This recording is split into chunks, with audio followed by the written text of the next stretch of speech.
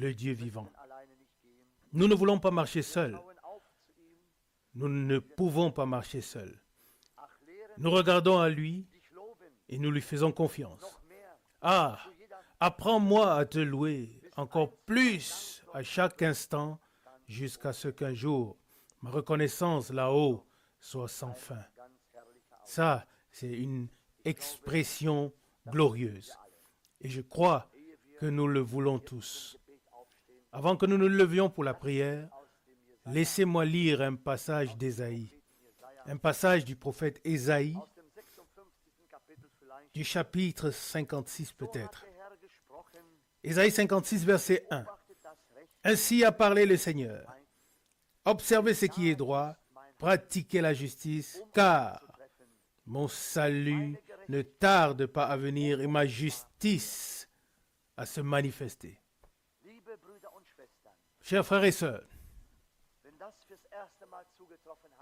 si ceci s'est produit, alors nous savons que nous vivons également dans les jours où le Seigneur apparaîtra de nouveau, où il prendra les siens auprès de lui, dans son royaume, dans sa gloire. Sa parole ne ment pas.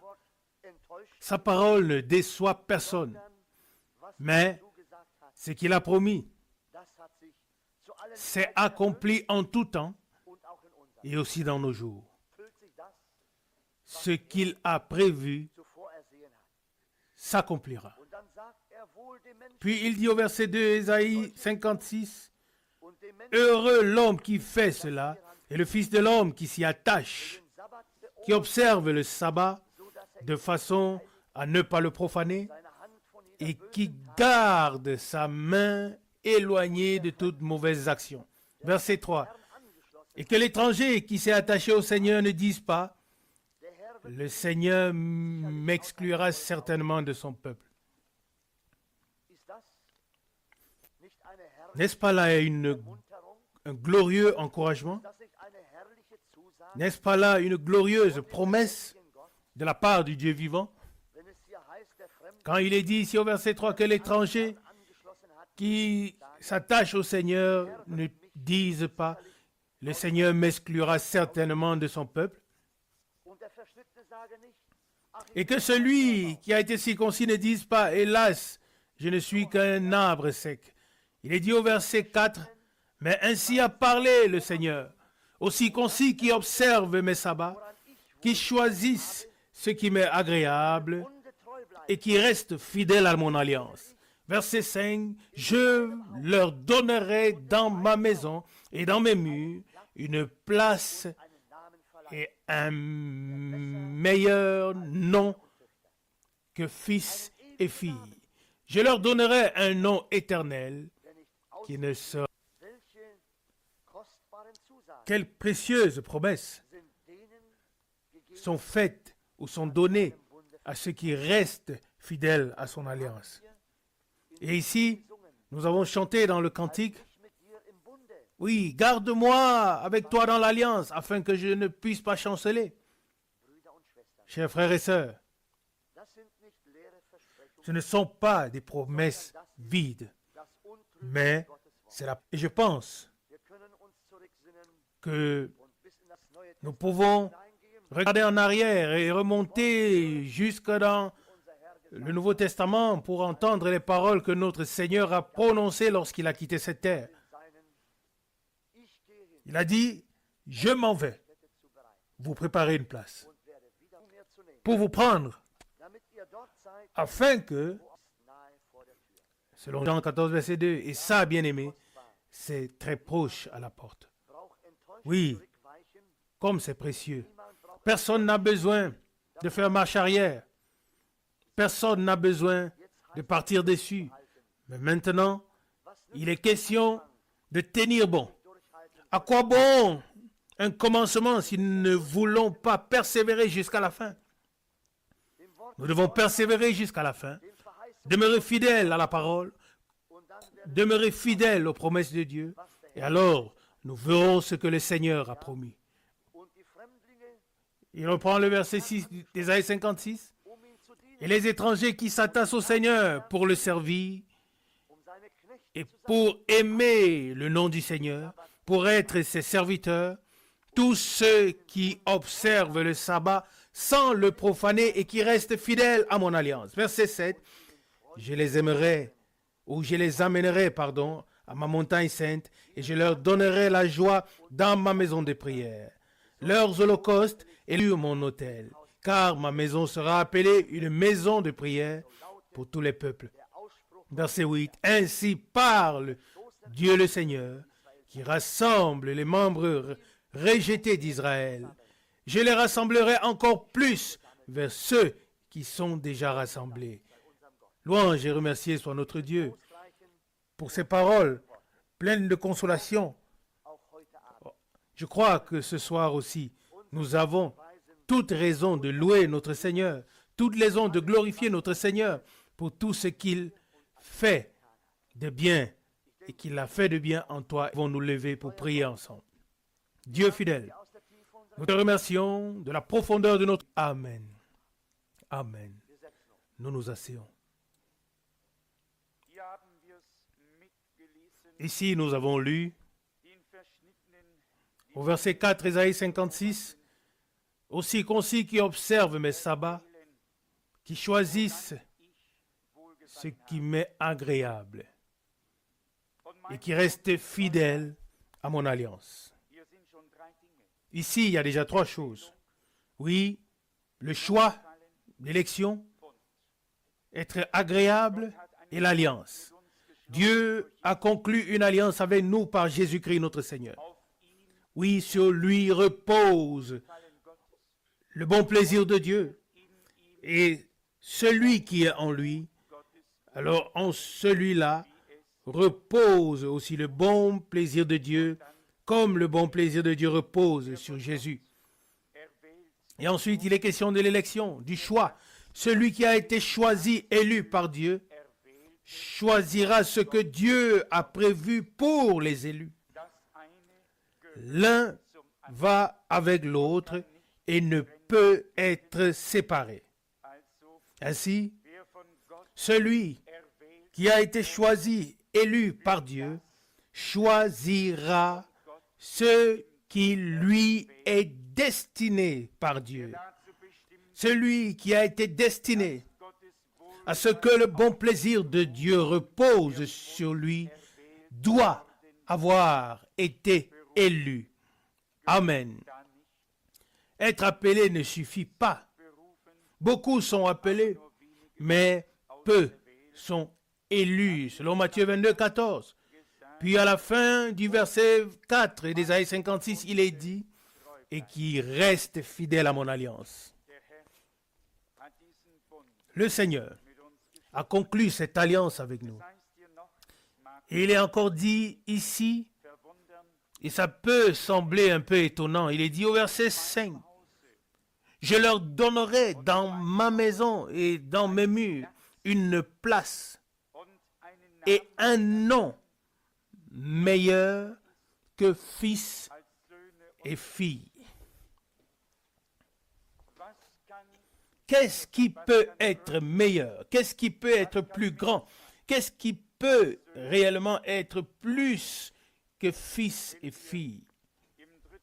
Lorsque nous lisons dans la 3e lettre aux églises dans l'Apocalypse, il est montré que les vainqueurs recevront un nom que personne ne connaît, excepté celui qui le recevra. Apocalypse chapitre 2, verset 17. Que celui qui a des oreilles entende ce que l'Esprit dit aux églises. À celui qui vaincra, je donnerai de la manne cachée. Je lui donnerai aussi un caillou blanc sur lequel sera écrit un nom nouveau que personne ne connaîtra excepté celui qui le recevra. Cette promesse ne s'adresse pas aux croyants en général, mais elle s'adresse aux élus, aux vainqueurs, à ceux sur qui repose le bon plaisir de Dieu. Amen. À ceux qui ont conclu une alliance avec Dieu parce qu'il a conclu une alliance avec eux. Alors s'il est écrit ici, un nom qui est meilleur que fils et filles, il y aura beaucoup de fils et filles, beaucoup de croyants qui ne seront pas présents lors de l'enlèvement, mais seulement lors de la deuxième résurrection. Alors il s'agit de donner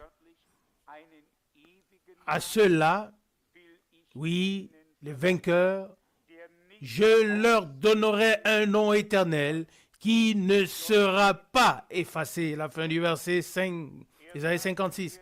Si nous nous souvenons de la prédication de Frère Branham dans laquelle il dit, celui qui est écrit dans le livre de vie, son nom peut être effacé dans certaines circonstances. Mais si nos noms sont inscrits dans le livre de vie de l'agneau immolé avant la fondation du monde, alors c'est une chose éternelle avec Dieu. Et c'est pourquoi ici aussi, l'expression « je leur donnerai un nom éternel qui ne sera pas effacé ». Oui, qui ne peut pas être effacé. C'est une destinée divine, éternelle, pour tous ceux qui ont été élus par Dieu, sur lesquels repose son bon plaisir et avec lesquels il a conclu l'alliance. Ils sont fils et filles de Dieu. Ils deviennent des vainqueurs et reçoivent ensuite, après avoir vaincu, ce nom, un nom éternel. Amen. Oui, le nom que nous avons maintenant, il est temporel. Et il nous a été donné par nos parents terrestres. Mais à la fin, ce sera le nom que notre Père céleste nous aura donné. Ce sera un nom éternel. Alléluia. N'est-ce pas merveilleux de voir comment les prophètes, oui, ont déjà annoncé en profondeur le glorieux évangile, les vérités bibliques, alors qu'elles étaient encore cachées, enveloppées ici et là, mais pourtant, ils l'avaient déjà reçu révélé. Oui, révélé à ceux qui les voient, à ceux qui devaient les connaître. Oui, révélé à ceux pour qui elle était destinée. Et puis, ensuite vient encore une phrase au verset 7, « Car ma maison sera appelée maison de prière pour tous les peuples. » Oui, c'est à cette parole que notre Seigneur s'est référé lorsqu'il faisait le ménage dans le temple et qu'il s'est mis en colère, renversant les tables et frappant avec du fouet.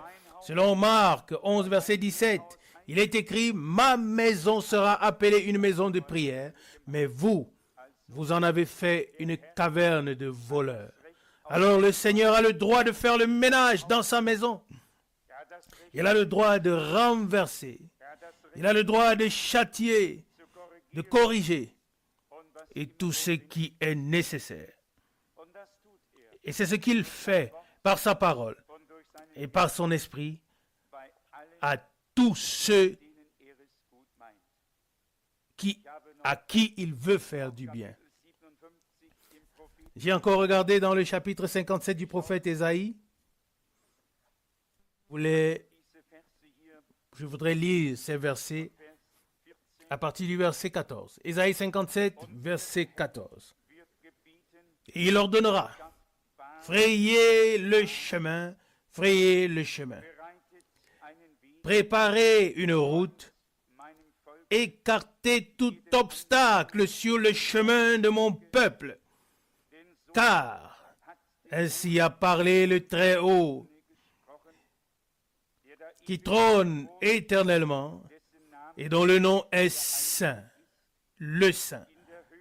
J'habite dans les lieux très hauts et dans le sanctuaire, et avec ceux qui ont l'esprit brisé et courbé, pour ranimer l'esprit de ceux qui sont courbés et pour rafraîchir le cœur de ceux qui sont contrits. Ça, c'est ce que Dieu veut. Il n'a pas seulement constaté ce qu'il en est de nous, mais il a le médicament, il a le moyen de nous guérir. Et il dit ici, pour ranimer l'esprit de ceux qui sont courbés, nous en avons vraiment besoin. J'en ai besoin très urgemment. J'ai besoin d'une nouvelle vivification dans l'esprit et un nouveau réconfort dans le cœur. Que Dieu me l'accorde et nous l'accorde à tous en ces jours. Pouvons-nous le croire? Pouvons-nous croire que Dieu le fera? Amen. Pouvons-nous le lui demander avec ferveur et le remercier de ce qu'il le fera? Pas seulement demander, mais croire et remercier. Amen. Ça, c'est le secret. Au verset 15 d'Ésaïe 57, pour ranimer l'esprit de ceux qui sont courbés et pour rafraîchir les cœurs de ceux qui sont contrits. Verset 16. Car je ne veux pas contester pour toujours et je ne veux pas m'irriter à jamais.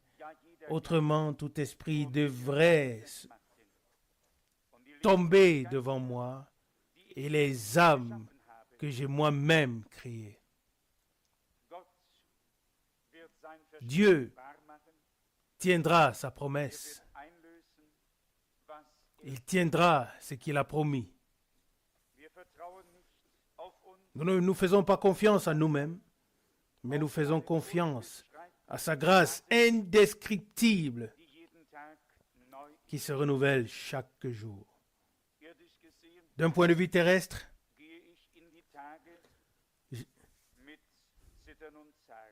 j'aborde les jours avec tremblement et je souhaite que la dernière réunion n'ait pas seulement commencé, mais qu'elle soit déjà terminée.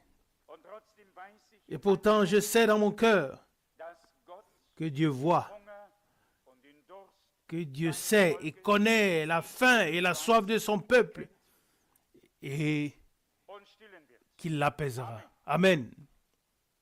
Oui. Et nous le croyons de tout notre cœur. Je le dis encore, je le répète, nous ne venons pas ici pour parler de nous et nous présenter comme spirituellement forts. Nous avons besoin de la grâce de Dieu à chaque pas, à chaque étape. Nous avons besoin de sa grâce pour aller de l'avant et pour nous tenir ici devant pour proclamer sa parole. Sans lui, nous ne pouvons absolument rien faire qui puisse subsister devant lui. Beaucoup de choses sont faites sans lui, mais ce qui est fait sans lui ne pourra pas subsister devant lui. Uniquement ce qui est fait avec lui ou par lui pourra subsister devant lui. Maintenant, vient un verset puissant, verset 18 d'Ésaïe 57. J'ai bien vu ses voies et pourtant je veux le guérir, je veux le guider, je veux le consoler, lui et ceux qui pleurent avec lui. Il doit y avoir des gens qui souffrent avec et qui ont besoin de consolation. Et le Seigneur dit dans la prédication ou le sermon sur la montagne dans Matthieu 5, heureux ceux qui souffrent car ils seront consolés. Mais la condition, pour recevoir la consolation divine est de porter la souffrance. Porter la souffrance. Nous le remarquons. Quand quelqu'un est décédé, quand la mort a frappé et a emporté une personne, alors nous portons la souffrance terrestrement. Est-ce que c'est différent spirituellement? Nous portons une souffrance profonde pour tout ce qui a trait au royaume de Dieu et au peuple de Dieu. Parce que nous avons semé la semence de Dieu. Celui qui n'a pas expérimenté cela dit, sème simplement et puis tout est OK. La chose n'est pas OK. Si un homme a semé la semence divine et a expérimenté comment des hommes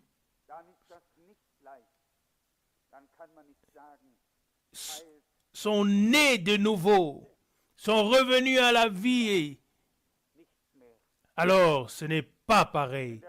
On ne peut pas dire sème et chacun aura sa part. Vous savez ce que chacun aura alors rien. Lorsque le corps du Seigneur est divisé, qu'a-t-on?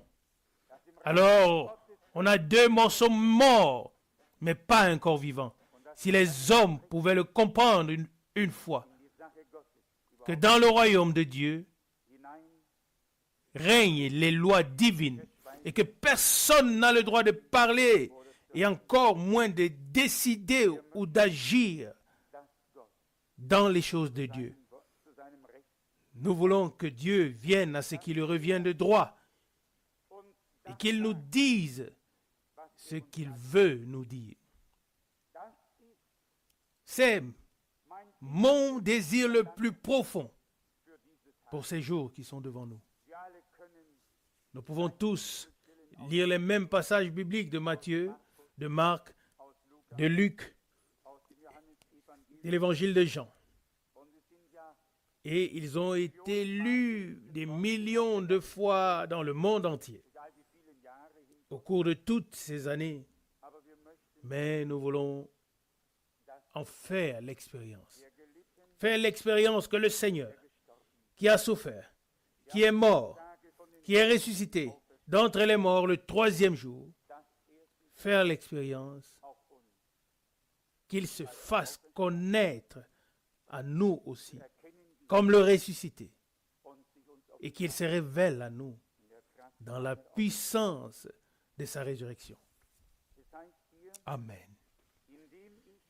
Il est dit ici au verset 19, Ésaïe 57, en accordant la paix comme fruit des lèvres, pas seulement dans le cœur, mais même sur les lèvres. Un homme qui a la paix avec Dieu dans le cœur, la paix sera dans ses paroles. Amen. Celui qui n'a pas la paix dans son cœur avec lui-même, oui, créera la discorde avec ses lèvres. Et il est dit ici, au verset 19, Ésaïe 57, en accordant la paix comme fruit des lèvres, la paix pour ceux qui sont loin et pour ceux qui sont proches, dit le Seigneur. Si nous transposons cette parole dans le Nouveau Testament, Paul la développe et dit, il a apporté la paix à ceux qui étaient proches et à ceux qui étaient éloignés. Selon Éphésiens 2, verset 17. Les nations étaient éloignées et le peuple d'Israël était proche. Amen. Et en Christ, la réconciliation a été faite pour tous, accordée pour tous, pour ceux qui étaient loin et pour ceux qui étaient proches. Et nous pouvons avoir la paix avec Dieu. Amen. Celui qui l'a dans son cœur, qui a la paix dans son cœur, l'a aussi sur ses lèvres. Amen. Et celui qui ne l'a pas sur ses lèvres ne l'a pas dans son cœur. Il se trompe lui-même. Ici, nous avons affaire à la parole de Dieu et avec Dieu. Et la parole de Dieu dit toujours la vérité. Verset 19. Et je veux le guérir. Mais écoutez ce qui est dit au verset 20. Mais les méchants sont semblables à la mer agitée, qui ne peut pas se calmer, et dont les eaux soulèvent la boue et la saleté. Verset 21. Il n'y a pas de paix, dit mon Dieu, pour les méchants. Je pourrais vous amener dans le prophète Jérémie. L'Esprit de Dieu parle par lui. Et il dit, il y a parmi mon peuple des méchants. Comme des oiseleurs, ils se tiennent à l'affût. Jérémie 5, verset 26. Il est dit, au verset 21 d'Ésaïe 57, il n'y a pas de paix pour les méchants. Mais s'ils sont parmi le peuple, même s'ils sont parmi le peuple de Dieu, cela ne change rien dans le cœur. L'appartenance à une assemblée, la fréquentation d'un service divin, ce n'est pas tout. Il faut qu'il se passe quelque chose dans le cœur. Et le verset 20 d'Ésaïe 57 dit, « Mais les méchants sont semblables à une mer agitée qui ne peut se calmer. La mer qui va et vient sans cesse, la marée haute, la marée basse. Je ne l'ai pas fait ainsi, mais la lune veille à ce que tout fonctionne comme ça, correctement. Oui, et c'est agité. Vous devez vous promener sur une belle plage de l'île de Faneux, 21 km de sable. Et un matin, après la marée haute, quelques camions sont remplis de planches, de tonnes et de tout ce qui arrive sur la terre ferme venant de la marée. Personne n'en a la moindre idée. Oui, quand on regarde la mer, oh, c'est magnifique. On ne voit qu'une belle vague. Mais quand la marée est basse, tant qu'il y a la marée haute, tout va bien. Mais quand la marée haute est partie et que tout le reste est là, alors, oh, je l'ai vu pendant des jours, chaque matin, comment des hommes font des tours avec des camions. Quand ils étaient pleins, l'autre arrivait. Je le répète encore une fois. Il faut aussi connaître ces exemples pratiques quand il est dit au verset 20 d'Ésaïe 57, « Mais les méchants ressemblent à la mer agitée qui ne peut pas se calmer et dont les eaux soulèvent la boue et la saleté. » Et que se passe-t-il quand elle est ainsi agitée? Tout ce qui vient, il n'y a rien de pur, plus rien qui soit encore comestible. Au verset 20, il est dit, 21, il est dit, « Pas de paix, dit mon Dieu, pour les méchants. » Mais Paul écrit aux Romains, nous avons la paix avec Dieu par notre Seigneur Jésus-Christ. Amen. Romains 5, verset 1. Celui qui est véritablement devenu croyant ne ressemble pas à la mer agitée qui emporte la boue et la saleté, qui apporte la boue et la saleté. Celui qui est devenu vraiment croyant verra jaillir de son cœur une source pure qui jaillira pour la vie éternelle. Amen. C'est ce qu'a dit notre Seigneur le dernier jour, le grand jour à Jérusalem. Jean chapitre 7, verset 37. Celui qui a soif, oui, qu'il vienne et boive. Non, ça c'est Jean 4. Il a fait une promesse claire et précise. Jean 4, verset 14. L'eau que je lui donnerai deviendra en lui une source d'eau jaillissant pour la vie éternelle. Amen. Une source ouverte par Dieu lui-même. Il n'y en sortira rien d'autre que du divin. Que le nom du Seigneur soit loué et exalté. Amen. Remercions encore ensemble le Seigneur, mais implorons-le aussi ensemble et demandons-lui de faire des jours qui sont devant nous une bénédiction durable et éternelle pour chacun de ceux qui viendront. Pas seulement pour quelques-uns, mais pour tous. Que pour chacun il y ait dans la prédication quelque chose que Dieu pourrait prendre, placer dans le cœur et vivifier par l'Esprit. Alors déposons tout au Seigneur notre Dieu. Amen. Ô Seigneur, notre Dieu, nous venons devant ta sainte face, tels que nous sommes, et nous déposons devant toi les jours qui sont devant nous. Ô Dieu, si tu ne nous accompagnes pas, nous ne pouvons pas bouger, ni faire un pas en avant dans la foi. C'est pourquoi nous te prions, Seigneur fidèle, élève-toi dans la colonne de feu et dans la colonne de nuée et marche avec puissance devant ton peuple et accorde que nous puissions te suivre dans la foi afin que nous puissions contempler ta gloire.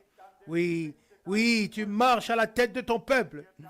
Nous te remercions, Dieu fidèle. Sauve ceux qui sont perdus, guéris ceux qui sont malades, délivre tous ceux qui sont possédés, ô Dieu, quelle que soit la nature du mal. Ô Dieu, accorde-nous des réunions où ta présence pourrait se manifester en chacun et en tous, à la gloire de ton nom. Seigneur bien-aimé, ce n'est pas ce que nous ressentons qui compte, mais c'est ce que nous croyons que nous verrons. C'est ce que nous demandons en ton nom et qui est conforme à ta parole que nous recevrons. Et nous te prions, Seigneur, sauve, guéris, délivre aussi tous ceux qui se sont recommandés par des requêtes de prière. Nous te les présentons, Dieu fidèle. Puisses-tu, comme dans les temps anciens, visiter ton peuple, le visiter par ta parole, par ton sang, par ton esprit, dans ta puissance divine, agir puissamment. Alléluia, alléluia. Nous te remercions, nous te louons. Tu as déjà tout vaincu. Tu as tout accompli. Alléluia. Gloire à ton merveilleux et saint nom. Alléluia. Alléluia. Alléluia.